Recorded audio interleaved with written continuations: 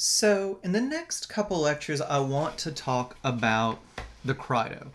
And the Crito, you guys will already notice, is different than the other things we've been reading. It's actually a dialogue, or it's written as a dialogue, an argument between the main character, Socrates, and this friend of his, Crito, right? Um, Plato, the author of this, wrote a number of dialogues. Socrates is pretty much always the main figure in them. Um, it's a bit odd. Socrates was a historical figure. He was, in fact, sentenced to death by the state. He did, in fact, die. He took the punishment. He was Plato's teacher. There's a huge issue, though, as to how accurate these dialogues are about stuff Socrates actually said. Plato uses him as a figure to make these arguments. Are these arguments actually what Socrates himself believed, or is Plato, the author of this dialogue, using Socrates as a mouthpiece? These are really interesting questions. I don't think we need to get into them. We can just look at the arguments presented here. It's interesting. Plato was really, in the Western tradition, probably the first really great, really major philosopher. And he wrote in the form of these dialogues. It's also interesting that practically nobody else has written philosophy in dialogue form. A few people have tried. St. Augustine wrote decent dialogues. George Berkeley, this philosopher later on, wrote, much less great dialogues. John Perry, this contemporary philosopher, has written dialogues. I'll let my silence speak to the quality of Perry's dialogues. It's an interesting question why nobody writes dialogues. It's an interesting way to express philosophy, especially the give and take of a philosophical argument. Main reason is these are really hard to write. Plato's are actually pretty good. Most philosophical dialogues other people have tried to write tend to be, they range from mediocre to god-awful. So Augustine's are mediocre, Perry's are god-awful. Dialogues are just very hard to write. That's why we don't do it. Now, one other thing I'll say about the dialogue form here. Socrates gives a lot better than he gets here. Crito, this is written as an argument. Crito isn't great at responding to Socrates. There's a lot of times where Socrates will say something and Crito will be like, oh, okay, gee, Socrates, I guess you're right. As we go through this, one of the things I'm going to ask you guys to do is to think of what a smarter Crito might say. Crito is well-intentioned here. Crito isn't great at making philosophical arguments. So Crito, there's a lot of times where he just kind of agrees with Socrates, where I just imagine myself kind of shaking him and being like, no, don't agree with that. That's not true. That's not obviously true, man. No, push back there. So I want to do a bit of that as we go through the dialogue and its arguments. So let me give you guys some background here. So the real historical Socrates was convicted of impiety, that is, not respecting the gods of Athens, and corrupting the youth. Now, it's pretty clear that Socrates wasn't guilty of these things. There's records of his defense at his trial. He does a very good job defending himself. The prosecution doesn't do a great job making its case. The historical record is pretty clear that the reasons that Socrates was brought up on charges and convicted was that just a lot of people in the city were mad at him about some other stuff. There had been I won't bore you guys with the details. There had been a war that Athens lost to Sparta. Sparta imposes a puppet government on Athens. These guys were really unpopular. They are eventually overthrown. And the citizens of Athens, very wisely, just to prevent, revenge and all this nasty stuff, they say, okay, there is a pardon on all the bad stuff that happened in recent memory under the puppet government. Before that, you can't bring up people on charges for stuff that happened while this puppet government called the 30 tyrants were in charge. We're just going to sweep that, put it behind us. Now, Socrates was not directly involved with this government, but he had associates who were. Socrates had also made a habit of going around the city and asking people questions, and generally he focused on really powerful people. Socrates had a habit of asking them questions that showed they didn't know what they were talking about. So Socrates irritated a lot of people, especially really powerful people. So, anger about the mere fact that some of his associates had been part of this government and the fact that he had embarrassed a lot of people showing they didn't know what they were talking about, that played a larger role in Socrates' conviction than did any crimes he supposedly committed. Pretty clear Socrates was actually innocent of the crimes he was accused of. Well, so Crito comes to Socrates and says, Socrates is waiting for execution. He says, look, we can bribe the guards and they'll let you escape. Now, it's not clear that exactly what's written in this dialogue happened, but it is pretty clear from the historical record that it was not uncommon for people to bribe the guards and escape. The price of this is you can't come back to Athens, you have to go to another city, but we can bribe the guards, you can run away. Now, Socrates has two different sets of reasons for not wanting to do this. One set of reasons is just that, well, he likes it in Athens, he's an old man, he doesn't want to live anywhere else. Whatever, he'd rather die, right? Let's put those aside. They're not super interesting. Just forget about them. They're not really all that interesting for us. They don't really apply to us, right? What applies to us and what makes this dialogue interesting are the other set of reasons Socrates gives.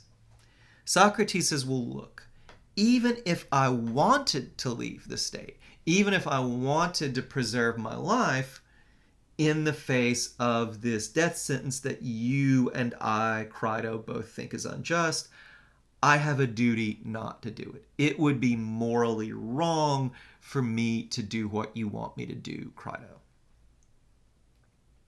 I have a duty to obey the law. That means it would be wrong to leave.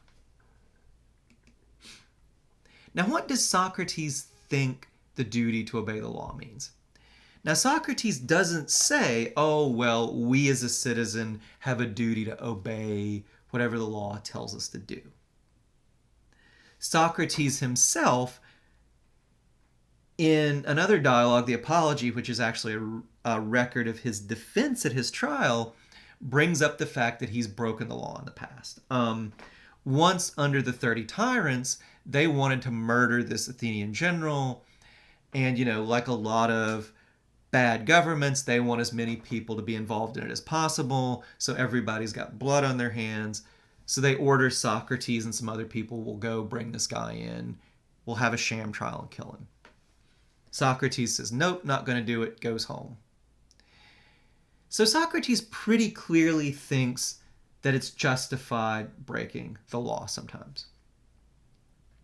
But here's what Socrates says. He says, well, look, if you disobey the law, you have to do one of two things. You either have to convince the law, in the form of a jury or a judge or maybe the legislature, you have to convince it you're right, or you have to take the punishment the law hands out for breaking the law. So, you think of soldiers or people who are drafted in the Vietnam War. Socrates would be fine with them saying, I'm against the war, send me to jail. What Socrates wouldn't like would be, I'm against the war, I'm going to run to Canada.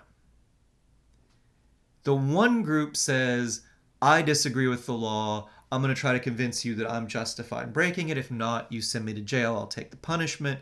Socrates is fine with that.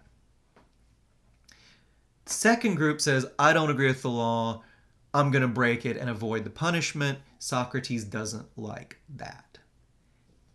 If we do break the law, Socrates says, we are morally obligated to take whatever punishment the law dishes out for breaking it. I, Socrates, have broken the law, or so it seems, so the law has judged.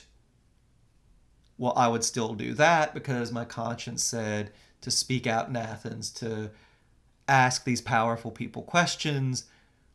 But since the law has judged that I should take this punishment of death, it would be wrong for me to avoid it.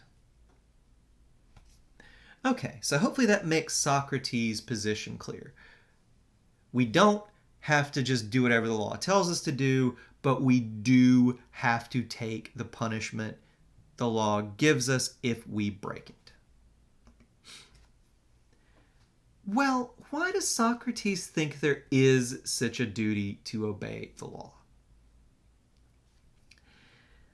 Well, Socrates says a lot of different stuff, and the things he says kind of blur together. But I think we can separate what Socrates says into three different lines of argument. So these are the three different lines of argument Socrates gives. In this lecture, I'll go through the first of these. I'm going to break this up a little bit and save the second two for the next lecture. Otherwise, this would get really, really long. So the first argument is, Socrates never calls it this, but modern political philosophers call it the associativist argument. These are the state is like a parent arguments that Socrates gives. Second line of argument you can find here is the consent argument. The consent argument says, well, I could have left. I didn't, so I agreed to obey the laws. State gives me, Socrates, a choice. Stay and you agree to obey the laws, or leave if you don't like them. Socrates has in some sense agreed to obey the laws. Leaving would be to break his promise and therefore wrong.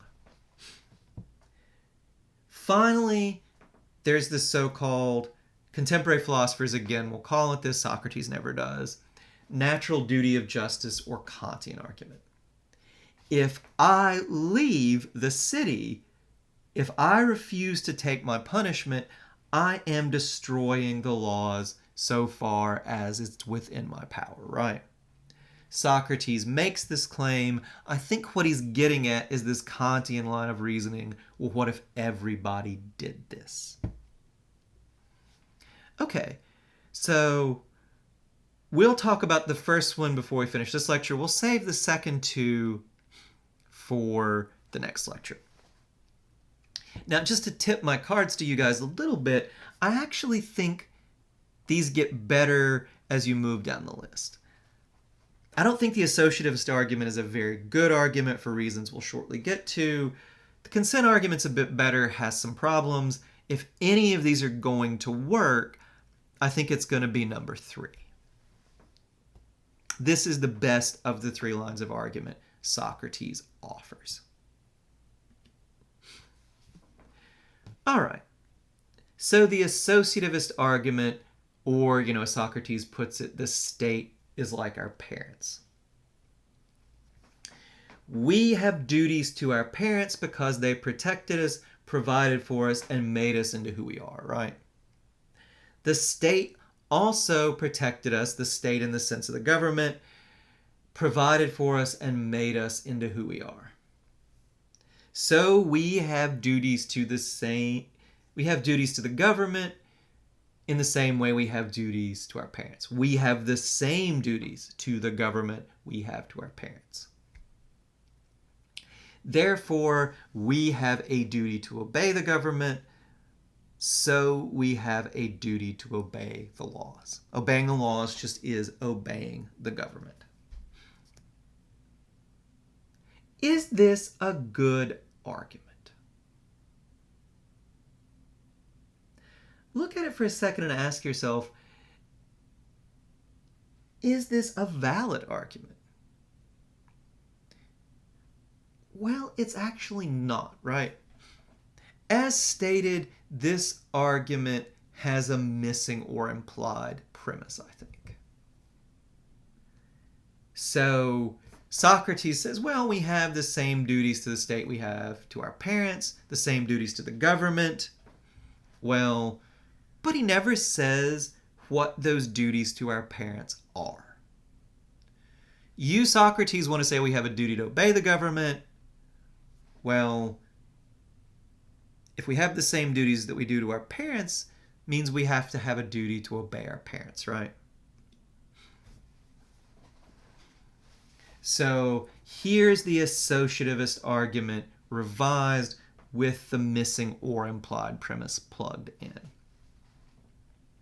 We have duties to our parents because they protected us, provided for us, and made us into who we are. The state also protected us, provided for us, and made us into who we are. So we have the same duties to the government that we have to our parents. We have a duty to obey our parents. Since we have the same duties to the government we have to our parents, we have a duty to obey the government. So we have a duty to obey the law. Now, as written, this is now a valid argument, right? If these premises are true, then the conclusion would have to be true as well.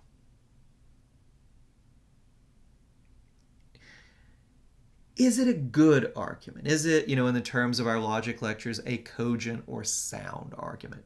Meaning, do we think these premises are true? Well, maybe not. So let's think about some objections we might have. And the first objection might just be, well, what if the state isn't like our parents, right? What if premise 2 is just plain false? What if the government never did anything to protect us or provide for us or make us into who we are? Some governments are pretty clearly like that, right? The government of North Korea or the government of, say, Russia doesn't seem like a great parent, right? You probably, if you live, especially in North Korea, have a lot more to fear from the government. It's probably done a lot more to hurt you than it's ever done to help you, right? What would Socrates say to that? Well, I think he would just say, look, granted, some governments are terrible. Some governments are like parents who beat, abuse, and neglect their kids. If your government is like that, maybe you just don't have any duties to it, right? If your parents are terrible, if they never do anything to help you, you might not have duties to your parents. But as long as you have a halfway decent government, and I, Socrates, think I had a pretty good one, then the government might not be perfect, the same way your parents might not be perfect, but you still have a duty to do what it says, right? So I think Socrates could answer the first objection here and just say, well, what if governments don't really do that? He could just say, well, yeah, okay, in that case, maybe you don't have a duty to obey those governments, to obey their laws, but I think Athens is a decent government. Most of you will admit your government's decent too. So in that case, you do have a duty to obey the laws. Now, the bigger problem, I think, comes from this question, do we really have a duty to obey our parents? Now, children might. But if you are a grown adult, sorry, a grown adult, what other kind of adult would there be, right? But if you're an adult, do you have a duty to obey your parents? If you call up your dad and you say, I think I'm going to buy a Toyota this year, that's the car I'm going to buy, and your dad's like, I don't like Toyotas. You know what, son? I forbid you. You have to buy a Ford. Would it be morally wrong for you, like, no, Dad, I'm sorry. I know you have strong opinions about this. I'm going to buy a Toyota. Would it be wrong for you to disregard your father if he ordered you to buy a certain model of car? If it's your money and you're an adult, no, right? Or think of this, right? If you want to marry someone and your parents are like, no, we don't like him. You can't marry him. Your parents say, well, we like this other guy, Jimmy, better. We say you got to marry Jimmy. Would you think that you have to obey your parents and not marry the person you want to marry and marry Jimmy instead? Most of us wouldn't think that, right? Adults might owe their parents something, but we don't have a duty to obey them, right? So even if we have the same duties to the government that we have to our parents, it's not at all clear we have a duty to obey them. And if we don't have a duty to obey them, then this argument doesn't seem to work. Now look, you might give a revised version of this argument. You might say, we have duties to our parents because they protected us, provided for us, and made us into who we are. Government also protected us, provided for us, and made us into who we are.